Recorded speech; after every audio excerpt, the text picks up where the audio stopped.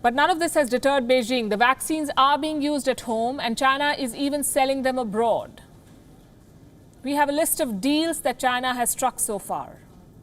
The Philippines will have quick access to a Chinese coronavirus vaccine. China is offering loans for vaccines, a whole new chapter in its debt diplomacy.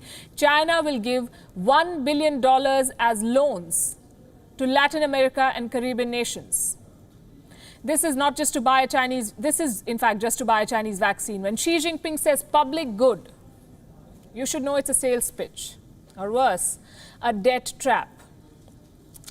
Then we have Bangladesh. It has been promised more than 100,000 free doses from a Chinese company. In return, Sinovac has been allowed to run vaccine trials in Bangladesh. Another company, Sinopharm, we just spoke about, it has dispatched a team to Peru.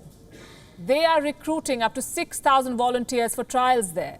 The world right now is desperate for a vaccine, we know that, and smaller countries have little choice.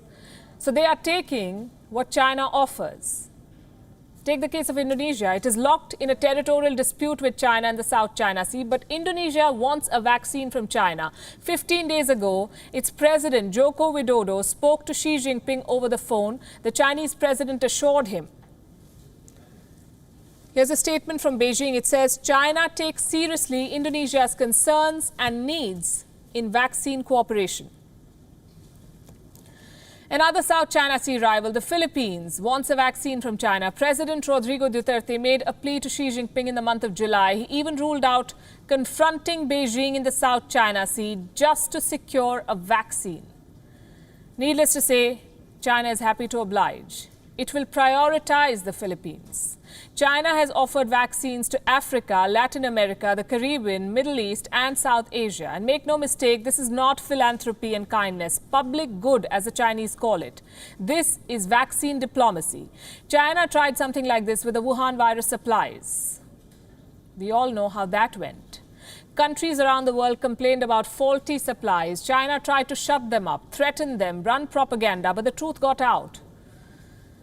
And China's supplies were unceremoniously returned. Now it's back with a vaccine. China wants to give it, but terms and conditions apply. Southeast Asian countries like Indonesia and the Philippines will have to stop challenging China, especially on the South China Sea issue. By taking its vaccines abroad, China is securing heft and compliance. Let me tell you what happened today. The UAE became the first country outside China to approve Chinese vaccines. Abu Dhabi has approved the emergency use of the Sinopharm vaccine. The company was running trials alongside a local partner in the UAE. So here's another question. Should we dismiss Chinese vaccines altogether? That's a call for scientists to make. But on the global stage, we can tell you, transparency and data sharing is everything.